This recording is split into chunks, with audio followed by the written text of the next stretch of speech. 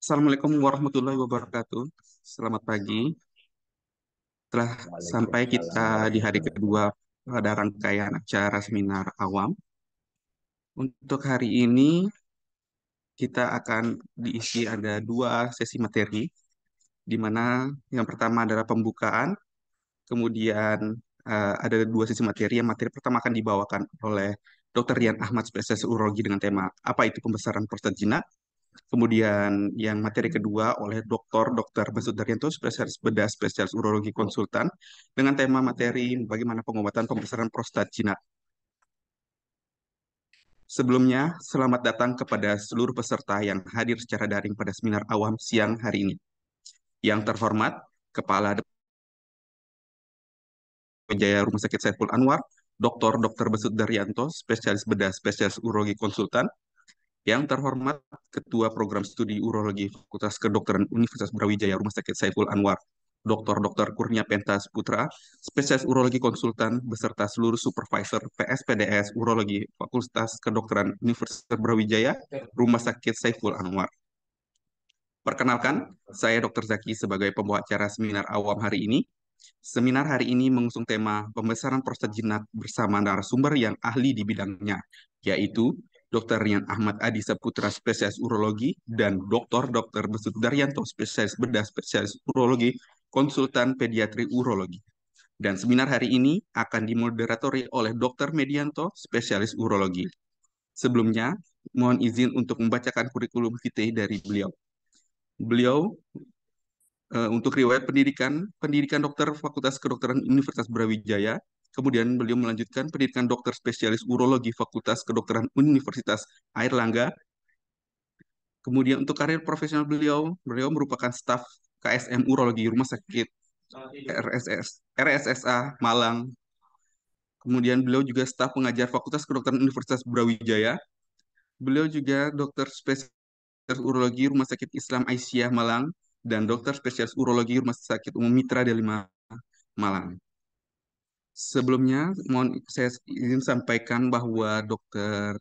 Rian Ahmad Adi Saputra, spesialis urologi, berhalangan untuk hadir pada hari ini, namun beliau akan tetap menyampaikan materi beliau melalui recording video. Selanjutnya akan dipimpin oleh moderator. Kami persilakan kepada Dr. Medianto, spesialis urologi. Terima kasih. Assalamualaikum warahmatullahi wabarakatuh. Selamat siang para peserta seminar awam terkait dengan pembesaran prostat jinak. Terima kasih atas kesempatannya pembawa acara. Eh, Topik yang akan dibicarakan siang ini sangat menarik ya. Jadi mungkin para eh, teman-teman masyarakat sekalian sering dengar apa itu namanya prostat. Nah, kali ini akan dibahas terkait dengan pembesaran prostat. Nah, apakah itu pembesaran prostat? Nah, nanti akan dijelaskan oleh eh, Dr. Rian Ahmad, spesialis urologi. Dan berikutnya kedua, eh, bagaimana pengobatannya yang akan dijelaskan oleh Dr. Besut Daryanto. Baik untuk Dr. Rian Ahmad, spesialis urologi, waktu dan tempat dipersilakan.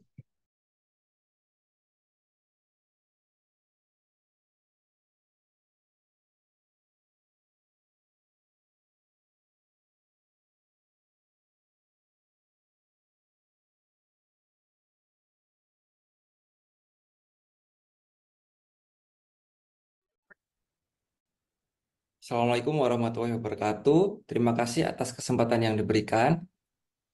Pada siang ini saya akan menjelaskan tentang apa itu pembesaran kelenjar prostat jinak.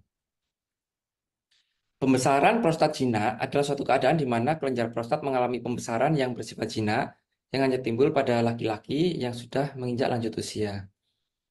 Kelenjar prostat adalah termasuk organ reproduksi pria yang terletak di bawah kandung kemih. Prostat ini mengelilingi saluran kemih bagian bawah yang apabila terjadi pembesaran, maka dapat menyumbat aliran kencing. Fungsi dari kelenjar prostat ini menghasilkan cairan, di mana cairan ini akan memberi nutrisi kepada sperma. Sejalan dengan bertambahnya usia, maka terjadi perubahan hormon. Hormonnya menjadi tidak seimbang. Pertumbuhan sel prostat dengan kematian sel prostat ini tidak seimbang, sehingga lebih banyak tumbuh dan sel yang mati lebih sedikit, sehingga ukuran prostat menjadi membesar. Prevalensinya, pada usia di atas 60 tahun, maka sekitar 70% pria akan mengalami pembesaran prostat jinak. Dan angka ini akan meningkat hingga 90% pada pria yang berusia di atas 80 tahun. Pembesaran prostat jinak akan menimbulkan keluhan. Keluhannya berupa gejala iritasi dan gejala obstruksi. Untuk gejala iritasi, pasien akan sering berkemih, terbangun untuk berkemih pada malam hari, perasaan berkemih yang sangat mendesak yang tidak dapat ditahan, kemudian nyeri pada saat berkemih. Untuk gejala obstruksi atau tersumbat, itu pancaran mulai melemah, rasa tidak puas habis berkemih, dan menetes setelah berkemih. Meskipun orang tersebut merasa harus berkemih, tapi air kencingnya ini tidak langsung keluar. Kemudian pada saat berkemih harus mengedan dulu baru air kencingnya keluar. Kencing menjadi terputus-putus, waktu berkemih memanjang, sehingga pada akhirnya di kandung kemih terjadi penumpukan urin. Keluhan-keluhan dari pasien yang mengalami pembesaran prostat jinak akan kita evaluasi dan kita scoring. Dari scoring ini kita tentukan apakah keluhan tersebut termasuk keluhan ringan, sedang, atau berat. Setelah kita tentukan keluhannya ringan, sedang, atau berat, ini dapat kita tentukan pengobatan apa yang tepat untuk pasien tersebut. Pertanyaan-pertanyaan dalam scoring tersebut adalah, seberapa sering Anda merasa masih ada sisa setelah kencing? Seberapa sering Anda harus kembali kencing dalam waktu kurang dari 2 jam setelah selesai kencing? Seberapa sering Anda mendapatkan bahwa Anda kencing terputus-putus? Seberapa sering Anda merasa sulit untuk menahan kencing Anda? Seberapa sering pancaran kencing Anda lemah? Seberapa sering Anda harus mengejan untuk memulai kencing? Seberapa sering Anda harus bangun untuk kencing sejak mulai tidur pada malam hari hingga bangun di pagi hari? Kemudian untuk pertanyaan yang berkaitan dengan kualitas hidup, seandainya Anda harus menghabiskan sisa hidup dengan fungsi kencing seperti saat ini, bagaimana perasaan Anda? Dari scoring tadi, kita dapat menentukan, oh, pengobatan yang tepat untuk pasien ini apa. Untuk pemeriksaan yang kita lakukan untuk memastikan apakah terjadi pembesaran prostat jinak, yaitu kita lakukan colok dubur. Ini kita masukkan jari melalui dubur, langsung kita raba adanya pembesaran prostat jinak atau tidak. Pemeriksaan lain yang dilakukan yaitu pemeriksaan laborat. Salah satunya adalah pemeriksaan urin. Kemudian selain itu kita juga rutin memeriksa fungsi ginjal. Kita juga mendeteksi adanya keganasan yaitu dengan memeriksakan marker tumor yaitu PSA atau prostat specific antigen. Pemeriksaan lain yang bisa dilakukan yaitu pemeriksaan pancaran kemih, kita sebut sebagai uroflowmetry untuk memeriksa apakah pancarannya lemah atau kuat. Pemeriksaan imaging berupa USG, kita bisa tahu ukuran dari prostat tersebut. Kemudian yang lebih invasif yaitu pemeriksaan endoskopi. Kita memasukkan alat endoskopi berupa kamera masuk melalui saluran kencing. Ini kita sebut sebagai uretrosistoskopi. Pembesaran prostat jinak ini akan menimbulkan komplikasi. Komplikasinya yaitu terjadi sumbatan urin akut. Ini kita sebut sebagai retensi urin. Kemudian apabila sudah berlangsung dalam jangka waktu lama, dia menjadi sumbatan urin kronis. Selain itu, penyumbatan urin itu akan menimbulkan infeksi. Muncul batu buli-buli, kemudian keluar darah yang bercampur dengan air kencing, kemudian pasien sampai mengompol karena di kandung kemih sudah penuh dan akhirnya dia keluar secara terus-menerus. Pada akhirnya, sumbatan urin ini akan menyebabkan komplikasi pembengkakan ginjal. Pembengkakan ginjal ini terjadi karena air kencing di kandung kemih refleks naik ke atas karena dia tidak bisa keluar. Jadi untuk kesimpulan, pembesaran kelenjar prostat mempunyai angka kesakitan yang bermakna pada populasi pria lanjut usia. Dengan bertambahnya usia, ukuran kelenjar prostat dapat bertambah dan gejala ini sangat mengganggu kualitas hidup. Gejala dari pembesaran prostat ini terdiri dari gejala penyumbatan dan gejala iritatif. Terima kasih. Saya kembalikan kepada moderator. Wassalamualaikum warahmatullahi wabarakatuh. Terima kasih Dr. Rian Ahmad atas penjelasannya. Mudah-mudahan dari penjelasan singkat tadi para pemirsa bisa mengetahui ya apa itu pembesaran prostat. Berikutnya kalau kita sudah tahu apa itu pembesaran prostat gina, nah akan dijelaskan oleh Dr. Besut Daryanto. Beliau adalah guru saya di urologi. Nah, bagaimana cara menterapi pembesaran prostat gina?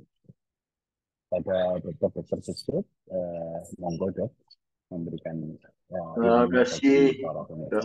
Dr. Medianto atas perkenalannya. Assalamualaikum warahmatullahi wabarakatuh dan selamat pagi. Izin saya share screen. Apakah sudah kelihatan? Ampun dok. Hilang ya? Iya dok.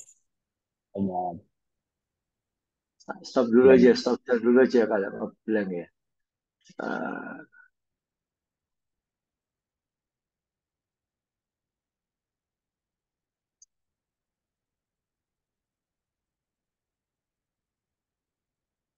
nggak kelihatan Dr. Medi? Ya, ini sudah kelihatan dok. Ampun dok. Oke, alhamdulillah ya. Mohon maaf, slide-nya beda bahasa tapi tidak apa-apa. Saya dalam bahasa Indonesia penyampaiannya. Bapak Ibu peserta webinar untuk awam pada pagi hari ini yang saya hormati, terima kasih atas kesediaan untuk mengikuti dalam rangka kegiatan pengabdian masyarakat dari program studi urologi Fakultas Kedokteran Universitas Brawijaya Masyarakat Dr. Saiful Anwar Malang. Jadi Dr. Rian sudah menjelaskan apa itu prostat pada siang hari ini ya, udah pagi menjelang siang ya. Jam 11 lebih saya akan menjelaskan bagaimana pengobatan untuk pasien-pasien dengan pembesaran prostat ya.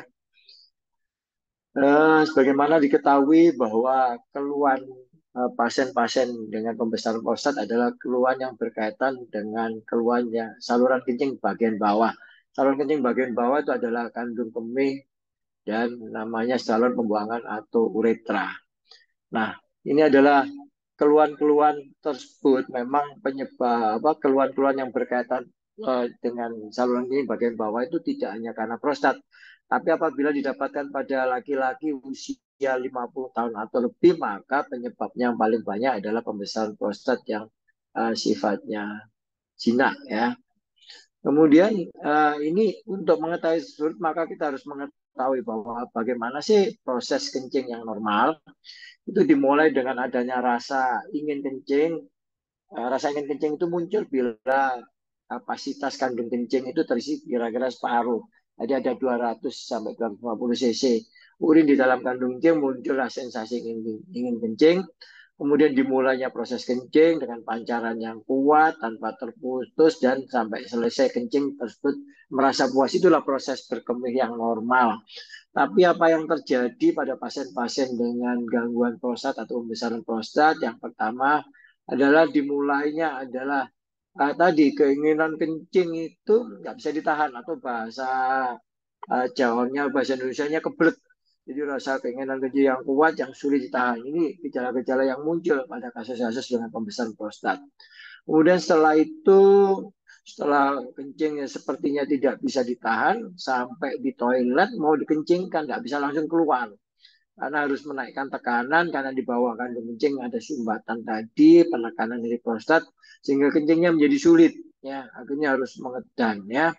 Kemudian setelah itu kencing keluar, pancarannya pun menjadi lemah, nggak banter, karena di bawah ada suatu sumbatan.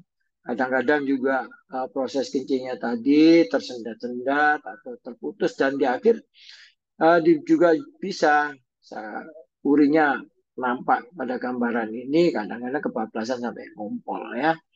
Dan di akhir kencing dia rasa tidak puas, karena apa? Karena ada sisa kencing yang tidak tuntas. Kemudian akibat demikian tadi, karena sisa kencing yang banyak, maka frekuensi kencing menjadi sering. Berapa? Lebih dari 8 kali dalam 24 jam, kecuali di luar tidur ya, dan akan terbangun, kadang-kadang terbangun untuk kencing di malam hari. Saat anak-anaknya tidur terbangun sehingga mengganggu aktivitas. Nah, tadi saya sampaikan penyebab keluhan-keluhan begini ini paling banyak 50% lebih dikarenakan kalau itu usia di atas 50 tahun karena pembesaran prostat. Tadi sudah dijelaskan oleh Dr. Rian. Dan kalau kita perhatikan pada laki-laki yang di usia 50 tahun lebih itu mulai penyakitnya banyak, bisa karena ada penyakit hipertensi seringkali, kemudian ada penyakit yang berkaitan dengan jantung koroner, juga diabetes, dan juga pembesaran prostat. Ini yang sering muncul ya. Untuk itu diperlukan pola hidup atau berperilaku yang sehat. Tadi sudah dijelaskan Dokter Rian bahwa sebetulnya prostat itu mulai terjadi di usia 50 tahun atau lebih, dan juga akan semakin meningkat. Penyakit ini memang pembesaran prostat jinak, tapi kadang-kadang tubuh bisa lebih cepat dan akan mengganggu aktivitas ya. Jadi dengan bertambahnya usia, maka angka kejadian pembesaran prostat jinak tersebut akan semakin meningkat. Ini sebagai suatu data.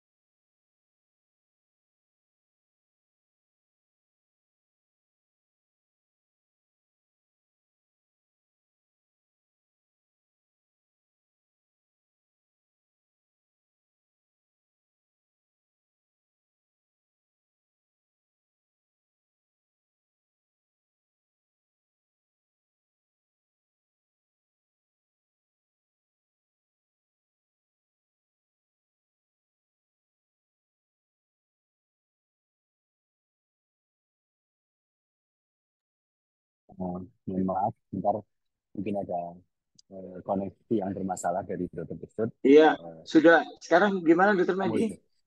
Masih kelihatan gambarnya? belum dok? Oh, berarti saya share screen lagi ya kayaknya ya. Nggih, nggih dok. Sampai mana tadi ya? Mohon maaf ya. Sampai sini. Nggih, iya dok. Sampai ini dok. Ah, ya, makasih. Mohon maaf sebelumnya. Jadi, bagaimana sih gangguan prostat itu bisa menimbulkan keluhan-keluhan dengan pembesaran prostat itu bisa mengganggu kencing? Karena yang jelas prostat yang besar akan menekan saluran kencing yang namanya uretra, kemudian menyempit sehingga akan sulit menjadi kencingnya menjadi sulit karena lubangnya semakin sempit. Di samping itu juga di leher buli-bulinya juga akan semakin kaku karena prostat yang semakin besar. Di samping itu dengan bertambahnya usia, maka juga leher buli itu sebenarnya semakin kaku ya, sehingga otomatis elastisitas terganggu dan proses berkemihnya menjadi lebih sulit. Tadi sudah disampaikan Dokter Rian, jadi tentunya kalau kita menilai ini gangguan seberapa berat, ada namanya scoring system ya. Jadi nanti bagaimana tadi yang sudah saya jelaskan di awal, kencingnya ada rasa kebelet enggak, kemudian ada kesulitan berkemih enggak, kadang-kadang kencingnya itu pancarannya bagaimana, tersendat-sendat atau tidak, sampai rasa kencing tadi setelah kencing apa puas, dan bagaimana frekuensi kencing di total tadi dalam 24 jam atau siang sampai menjelang tidur dan di malam hari. Itu nanti akan muncul dalam bentuk scoring sistem ini dengan bisa dikategorikan ringan, sedang, berat, dan juga diperlukan ada catatan harian berkemih. Kemudian pada pemeriksaan fisik khususnya colok dubur dinilai, di situ bisa menilai pembesaran prostat ada atau tidak dan bagaimana sifatnya, entah jinak, entah ganas, ataupun mungkin juga karena proses infeksi. Samping itu juga dibutuhkan pemeriksaan kencing untuk melihat adanya tidak infeksi atau ada tidaknya penyakit diabetes mellitus. Dan kadang-kadang dibutuhkan atas indikasi tertentu karena pembesaran prostat itu bisa juga bersifat ganas, maka kadang-kadang dibutuhkan pemeriksaan namanya PSA. Dan juga tadi dokter yang juga menjelaskan kadang-kadang kalau tidak diobati dengan baik bisa menimbulkan kerusakan fungsi ginjal. Dan kita juga perlu untuk menilai pancaran kencing, bagaimana ada namanya urometri, pasien berkemih pada suatu alat dan muncul grafiknya dia bantal atau tidak, dan pemeriksaan SC dibutuhkan untuk menilai bagaimana pembesaran prostatit itu, berapa volumenya, dan bagaimana bagian prostatit menonjol ke buli atau melihat komplikasi. Nah, sampai dengan detik ini, sampai dengan saat ini penyebab yang pasti masih banyak, belum diketahui dengan pasti banyak hal, dan bisa karena faktor hormonal, banyak teori.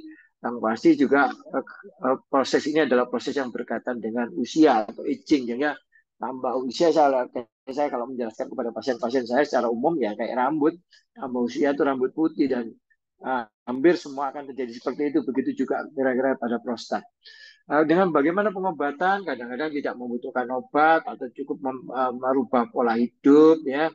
Mau tidur supaya nggak terganggu, maka minumnya dikurangi, kopinya juga mau tidur juga dikurangi. Ada juga dengan pengobatan dengan obat-obat ya, saya akan menjelaskan tentang obat. Dan bila semuanya tidak menghasilkan perbaikan, maka salah satunya adalah dengan pengobatan tidak berhasil, ya mau nggak mau atau pembesaran prostat ini berkomplikasi, maka perlu dilakukan tindakan operatif. Di sini akan saya bahas mengenai pengobatan. Nah, dalam sejarahnya dulu di awal ditemukan, maka belum dikenal dengan obat. Maka semua penderita prostat pada saat itu di tahun 1970 itu dioperasi. Kemudian berikutnya karena ditemukan obat, maka dipergunakan obatan, kecuali obat itu tidak menimbulkan suatu respon yang baik atau hasil yang baik. Obat banyak hal untuk prostat, ada yang berfungsi untuk melonggarkan salurannya, ada yang berfungsi untuk memperkecil, tapi tidak mungkin memperkecil itu sampai ke normal ya, kira-kira maksimal sekitar 25-30% saja. Begitu juga dengan obatan yang melonggarkan saluran atau dalam bahasa baik kedokteran relaksasi itu sifatnya sementara. Kadang-kadang kalau kandung kimia terlalu peka, maka diberikan obat-obat golongan ini anti muskar beta 3 agonis untuk merelaksasi atau sabar saluran kencingnya tidak sensitif. Juga obat-obat yang dipakai untuk disfungsi ereksi itu juga bisa dipakai ya untuk pembesaran prostat. Dan memang di usia segini tadi saya katakan di awal, di usia 50 tahun lebih itu bisa juga muncul pembesaran prostat dan juga disfungsi ereksi. Dan terapi tersebut bisa diberikan secara tunggal ataupun secara kombinasi. Ini obat yang paling banyak dipakai dan karena mempunyai efek yang paling cepat ya. Mungkin kalau sekarang masyarakat tidak kenal, ini golongan alpha blocker yang sering diberikan adalah golongan-golongan saat ini yang banyak terjadi di pasaran, ada golongan tamsulosin atau golongan silodosin. Dua obat ini yang paling banyak sekarang terjadi di pasaran. Begitu diberikan dia akan berefek cepat ya, bahkan dalam 24 jam itu sudah nggak nyampe ya, karena sudah timbul efek yang membuat berkemihnya yang sulit menjadi lebih gampang. Ini efeknya yang paling cepat. Yang ini di awal seringkali yang kita berikan adalah golongan obat-obat yang alpha blocker ini. Begitu obat ini dihentikan ya otomatis kembali lagi efeknya.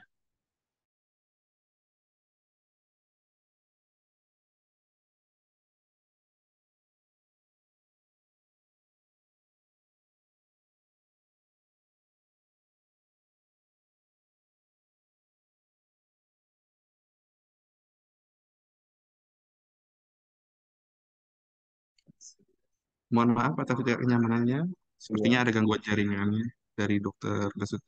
betul.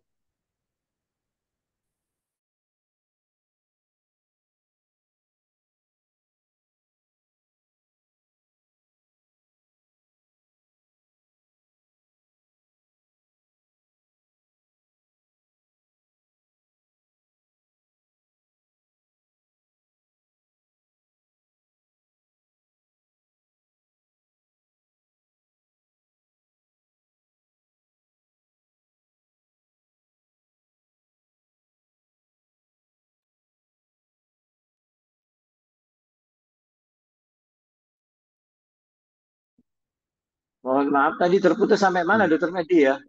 Sampai 5 alpha reductase inhibitor, Dok.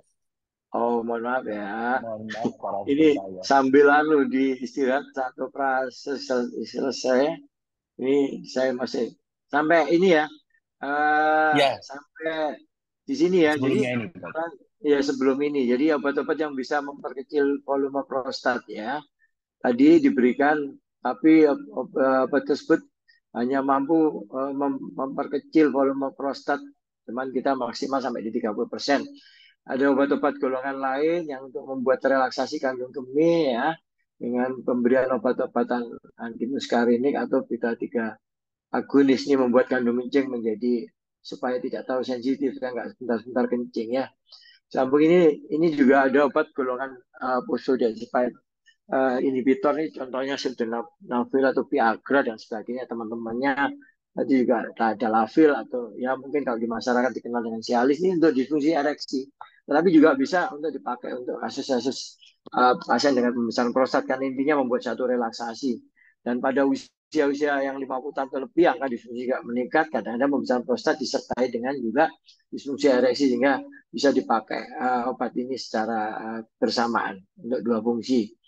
Kemudian kalau diperhatikan sebetulnya kalau mau diringkas bahwa kenapa prostat itu membesar, ya kenapa prostat itu mempersulit kalau membesar. Ini tadi sudah saya terangkan bahwa prostat membesar akan membuat saluran kencing itu menjadi lebih sempit ya karena ketekan kanan kiri dan juga lebih kaku.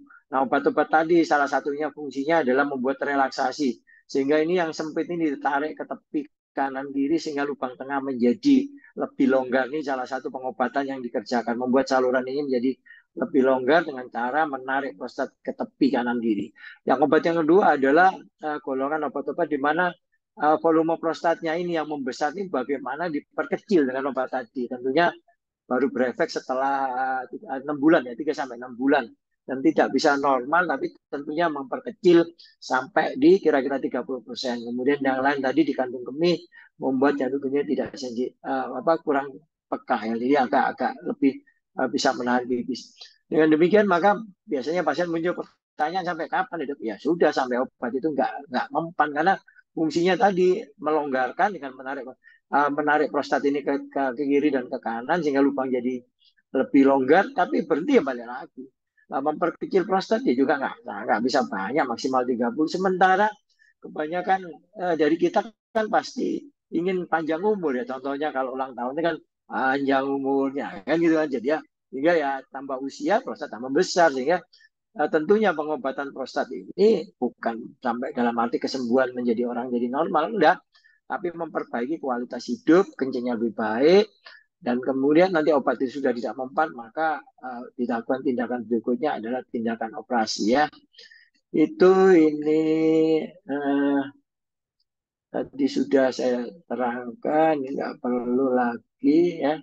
Dan tentunya ini yang perlu saya sampaikan di akhir apa yang saya sampaikan bahwa sebetulnya pengobatan secara pada manusia secara umum ya itu dan juga kepada prostat itu terus terang sakitnya sepertinya sama pembesaran prostat gitu. Tapi sebetulnya hasil akhirnya itu tidak sama karena setiap individu itu mempunyai hal-hal yang bisa berbeda. Sementara yang kita ketahui adalah secara umum ya manusia itu kan bukan ciptaan manusia. Jadi setiap manusia itu ada perbedaan. Sehingga mungkin dengan obat yang sama, mungkin juga dengan volume prostat yang sama, hasilnya juga bisa berbeda karena itu sifatnya adalah individual ya terus terang ya. Jadi ada satu obat yang respon baik pada satu orang yang lain belum tentu juga dan sebaliknya ya. Sehingga agar tidak menimbulkan komplikasi maka pada prinsipnya harus prostat tadi diobati dengan baik agar tidak menimbulkan komplikasi. Dan demikian yang bisa saya sampaikan. Mohon maaf bila ada hal-hal yang kurang berkenan khususnya tadi ya banyak terputus ya, karena maaf saya masih di ruangan di kamar operasi sambil celah-celah istirahat habis operasi. Makasih. Demikian Dr. Medi saya kembalikan pada moderator. Ya, terima kasih, Dr. Budi Daryanto. Baik, sekarang kita masuk ke sesi tanya jawab ya, Dok. Kebetulan ada beberapa dari peserta yang bertanya di kolom komentar. Bagi para peserta lainnya mungkin juga ingin bertanya bisa langsung dituliskan di kolom komentar ya. Eh, ini pertanyaan pertama mungkin dari Pak Yanto ya. Selamat siang dokter, perkenalkan saya Yanto dari Malang. Apakah pembesaran prostat Cina ini dapat menjadi suatu keganasan atau kanker? Nah, baik, mungkin saya jawab secara singkat dulu mewakili dokter Rian yang kebetulan tidak bisa hadir. Jadi pada dasarnya pembesaran prostat itu ada dua, ada yang Cina, ada yang ganas. Nah, sama-sama keluhannya hampir sama semua. Yang membedakan adalah hasil dari pemeriksaan dari jaringan atau penanda tumornya. Nah, apakah bisa menjadi suatu keganasan? Jawabannya adalah beda. Jika pembesaran prostat jinak dan ganas, tentunya hal yang berbeda dalam hal terapinya. Mungkin ada tambahan dari dokter Busut. Iya, makasih. Jadi intinya kan satu, keluhan-keluhan tadi yang gangguan kemih bagian bawah tadi kan eh, itu namanya LUTS tadi disebabkan oleh pembesaran prostat. Nah, pembesaran prostat itu kan ininya ada yang bersifat jinak, ada yang bersifat ganas, atau mungkin karena pembesaran itu sifatnya kan infeksi. Permasalahan kalau itu kadang-kadang yang apa eh, kadang-kadang kita ini ya lokasinya itu kadang-kadang sulit, misalkan keganasannya itu letak di mana, kadang-kadang tidak teraba pada stadium awal. Nah, ini yang menjadi sulit ya, jadi sepertinya kadang-kadang kesannya itu apa Cina tapi sebetulnya bukan. Nah, masalah yang dikatakan ini apakah pembesaran yang sifatnya Cina ini apa dapat menjadi suatu kanker. Nah, mungkin pada suatu awal itu kita tidak mendeteksi. Jadi tidak mendeteksi karena posisinya kalau kita melakukan tindakan operasi atau PSA-nya boleh dibilang lah, tadi labnya normal, walaupun pada mungkin pada saat harus dioperasi, kemudian dioperasi, tetapi lokasinya itu kan operasi yang penting intinya kan saluran kencing menjadi longgar, kencing jadi baik. Nah, kadang-kadang hal tersebut tidak terjangkau lokasinya di titik tersebut, bisa saja nanti pada operasi lanjutan ternyata muncullah keganasan, tapi sebetulnya bisa aja dari awal. Demikian Dokter Medi, makasih. Baik, terima kasih dokter Busut. Ini kemudian pertanyaan berikutnya. Apakah ada cara khusus supaya terhindar dari pembesaran prostat? Jika ada, bagaimana pencegahannya?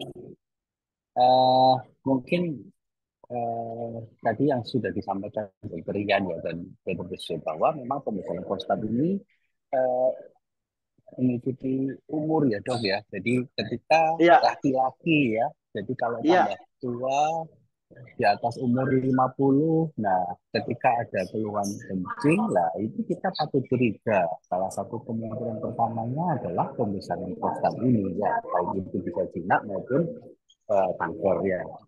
Nah, cara khusus untuk supaya terhindar mungkin pada dasarnya mungkin sulit ya dok ya. Jadi sama seperti saya selalu menyampaikan kepada pasien atau mungkin para orang-orang di sini bahwa itu seperti kita tambah tua, mata pasti mulai cenderung kabur ketika membaca atau melihat sesuatu. Jadi ya untuk terhindar pada dasarnya kita tetap harus pola hidup sehat ya, mulai makanan-makanan bergizi, kemudian olahraga yang teratur gitu. Tapi kalau untuk mencegahnya, menurut saya kok tidak ada ya dokter Besut ya. iya, iya. Ini kan proses aging ya, sama ya benar Dokter Medi. Saya kadang-kadang menyontohkan pasien saya. Kalau data yang jelas kan, tambah usia tadi datanya yang sudah saya sampaikan juga. Iya, Tambah usia itu tambah membesar. Bahkan kalau dari otopsi kan umur berapa ya 50 tahun itu 30%, kemudian kalau umur 90 hampir 90% kan. Artinya 90% betul. tetapi tidak semua yang besar tadi ganggu. Sama dengan saya dulu orang mata ngomong usia 40 mata itu plus ya. Sadar tuh nggak sadar Ya, memang terasa. Kadang-kadang kita gengsi ngaku saya mulai 40 belum mau pakai kacamata tapi baca oh lama-lama jadi kembang ya lama lagi nih ya pakai ini tambah usia tambah tambah rambut tambah putih kan wajar. Nah maaf saya kadang-kadang guyon sama-sama pasien saya tak ajar begini supaya nggak stres ya. Nah Menghindar bagaimana? Prostat itu miliknya laki-laki, wanita nggak punya. Ya jangan jadi laki-laki, guyonannya, mohon maaf kan seperti itu ya. Kan wanita kan nggak punya Iya, prostat, betul. jadi jangan laki-laki. Kedua, tadi dari data ya, kalau usia 50 kan 30% dan seterusnya. Yang enggak, ini guyonannya, mohon maaf. Ini guyonan sebenarnya maksudnya apa gini ya? Agar agar pasien-pasien itu nggak stres, tapi ya sudah, ini sesuatu yang harus kita lalui. Kalau dia ada ya sudah diobati, sama dengan kalau kita umur 40 lebih ya udah mayoritas kan pakai kacamata, nggak usah gengsi ya. Kadang-kadang tambah keren, nah, itu aja. Makasih Dr. Medi. Iya, betul, betul. Jadi gitu para pemirsa ya. Jadi tambah tua itu tadi seperti analoginya ketika umur di atas 60% atau di atas 70%, maka kemungkinan dari total 100% laki-laki itu ya sekitar 60%-nya menderita pembesaran prostat. Ketika tambah tua, maka kemungkinan untuk menderita prostat juga persentasenya semakin tinggi. Nah, mudah-mudahan bisa memberi gambaran ya. Dan ini pertanyaan terakhir, Dok.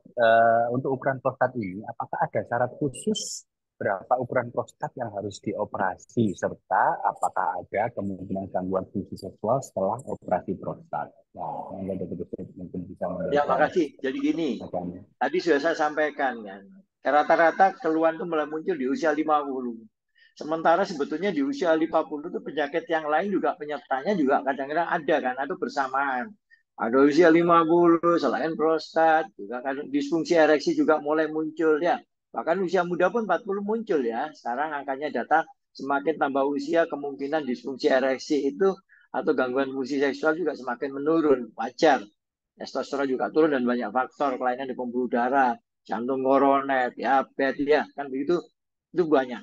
Jadi bisa saja sebetulnya pada saat ada pembesaran prostat tersebut juga sudah terjadi gangguan fungsi seksual tadi. Nah, kemudian tata laksana tadi saya sampaikan, sebetulnya prostat itu kan begini, ada yang membesar tapi tidak ada keluhan, yang nggak butuh obat, atau dengan keluhannya ringan ya mungkin perubahan gaya hidup saja, minumnya misal mau tidur dikurangi. Jadi tidak semua pembesaran prostat mesti harus diberikan obat atau operasi. Nomor satu, bila keluhannya ringan dan tidak ada komplikasi, banyak perubahan gaya hidup tadi ya. Jadi mau tidur, kurangi minum, dan sebagainya. Kemudian kalau harus diobati, maka digunakan obat ya. Kemudian meskipun besar, tapi kalau responnya baik terhadap obat, maka sebetulnya obat cukup diberikan obat. Tadi memang dalam sejarahnya kan di awal saya sampaikan tadi tahun 70. Awal itu hanya dikenal operasi, dioperasi semua. Tapi setelah dikenal obat, maka diberikan obat. Jadi intinya bukan antara dibutuhkan operasi enggak, itu bukan berdasarkan ukuran. Nomor satu yang jelas, ada bisa enggak keluhannya, seberapa berat keluhannya. Kedua, ada enggak respon terhadap obat. Kalau itu respon baik, maka tidak perlukan operasi atau tidak ada komplikasi, tidak butuh operasi. Dan apabila tidak ada respon baik atau ada muncul komplikasi, tadi dokter yang ngomong ada batu dan sebagainya, maka baru tindakan operasi. Nah, dari tindakan pengobatan pada prostat, obat saja juga bisa menimbulkan gangguan fungsi ya dari seksual. Misalkan apa? Golongan-golongan tadi yang saya katakan, golongan yang paling banyak dipakai itu alpha blocker membuat jadi relaksasi.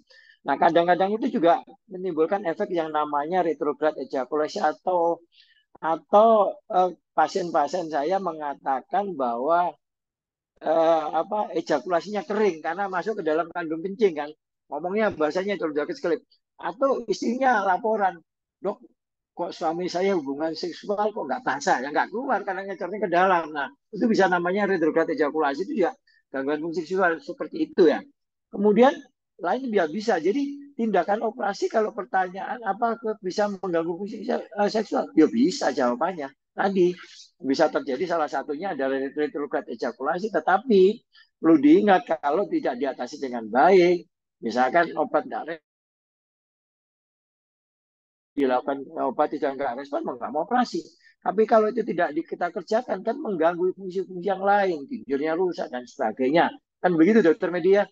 Sehingga apapun tindakan, tapi tidak semua operasi pasti menimbulkan demikian. Memang bisa iya. Terima kasih. Iya, jadi betul, betul. Jadi saya tambahkan memang tidak ada syarat khusus berapa ukuran prostat yang harus dioperasi, tetapi dokter urologi tentunya akan menilai apakah dari prostat keluhan yang disampaikan serta ukuran ini menimbulkan komplikasi atau tidak. Ketika eh, sudah menimbulkan komplikasi, kemudian dengan obat-obatan juga tidak membaik, maka memang disarankan untuk dilakukan tindakan operasi, yaitu zaman sekarang bisa dilakukan prostat ya, atau ada di Saiful Anwar bisa bisa mengerjakan teknik laser ya, jadi di evaporasi.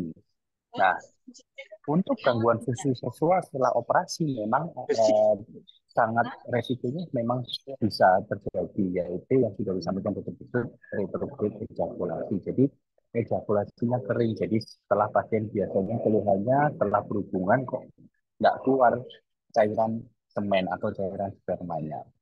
Nah, tetapi itu tadi sesuai yang dikatakan perlu ditimbang apakah memang dengan tidak mau operasi karena takut fungsi seksualnya terganggu, takutnya akan mengakibatkan efek yang lebih parah bagi eh, pembesaran prostatnya itu. Gitu ya. Nah, ini ada pertanyaan terakhir mungkin dari besok kalau masih hadir dari NTB ya, terima kasih sudah join untuk seminar kali ini. Pemasangan kateter untuk pasien-pasien dengan retensi urin karena BPH. BPH itu singkatan dari pembesaran prostat vena ya, di puskesmas bisa berapa lama kita pertahankan karena banyak pasien-pasien Ya, lansia yang ada di ya, puskesmas mereka rela hidup dengan kateter tanpa tidak ya. dioperasi. Monggo dokter Makasih Besut. Dokter Medi. Nomor satu gini, pemasangan kateter itu kalau kita apapun ya, karena indikasi apapun. Kalau sudah dilakukan dengan betul tidak perlu antibiotik propilaksis jawabannya, ya. Jadi data penelitian apapun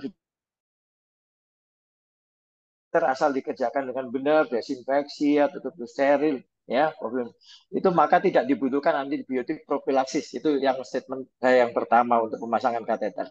Kemudian kalau pasien dengan retensi urin atau tidak bisa kencing tadi dikarenakan BPH, pasang kateter. Kalau itu uh, apa berapa lama tergantung jenis kateter. Kalau kateter yang latex yang warnanya kuning itu bisa 1 sampai 2 minggu ya. Itu kalau memang pertama kali coba aja dilepas. Sebaiknya diberikan obat-obat golongan alpha blocker, tamsulosin dan sebagainya tadi ya. Itu kalau memang dokternya dokter umum sebetulnya boleh mengobati pasien dengan pembesaran prostat, minta bantuan dokter umumnya untuk memberikan golongan alpha blocker. Kemudian setelah 1 minggu coba dilepas kateter tersebut. Kalau itu nggak bisa ya terpaksa harus dipasang kateter lagi. Tapi kalau kateter itu jenisnya yang silikon, yang putih ya, itu bisa 6 sampai 12 minggu. Tapi saran saya eh, di NTB nggak tahu ya, saya lokasi ini jauh nggak dari rumah sakit. Kalau memang sebaiknya, tapi harus ingat pemasangan kateter yang lama itu akan bisa berdampak nanti mungkin bisa timbul infeksi yang lebih banyak.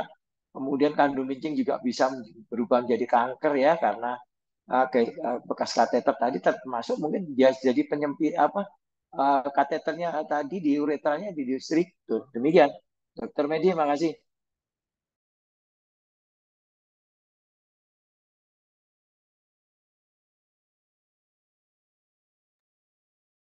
Dokter Medi, makasih.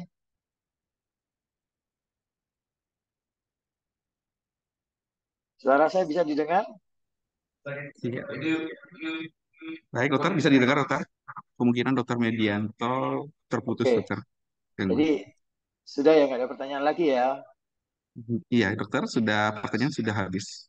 Oke, jadi saya ucapkan terima kasih pada peserta semuanya ya yang telah bergabung. Mudah-mudahan ilmu yang didapatkan ini bisa diamalkan untuk semuanya. Demikian ya, terima kasih. Terima kasih Dokter Medi. Terima kasih dokter Besut atas ilmunya yang diberikan untuk kita semua di sini. Ya, mudah-mudahan seminar siang ini ada memberikan banyak manfaat bagi kita semua. Saya kembalikan ke pembawa acara. Terima kasih. Wassalamualaikum warahmatullahi wabarakatuh. Assalamualaikum warahmatullahi wabarakatuh. Waalaikumsalam warahmatullahi wabarakatuh. Terima kasih kami ucapkan kepada seluruh narasumber dan moderator. Semoga ilmu yang dipelajari hari ini dapat menjadi manfaat untuk kita semua. Oke, saya Diingatkan juga. kepada peserta seminar awam untuk mengisi survei kepuasan pada link yang telah disediakan pada kolom chat. Terima kasih kepada seluruh peserta atas antusiasmenya. Saya mewakili panitia mohon maaf jika ada yang kurang berkenan. Sampai jumpa pada acara seminar selanjutnya. Diingatkan kepada para peserta seminar awam bahwa besok ada seminar kembali pada tanggal 24 Desember dengan tema kanker saluran kemih. Di akhir kata saya ucapkan Assalamualaikum warahmatullahi wabarakatuh. Sekian dan terima kasih.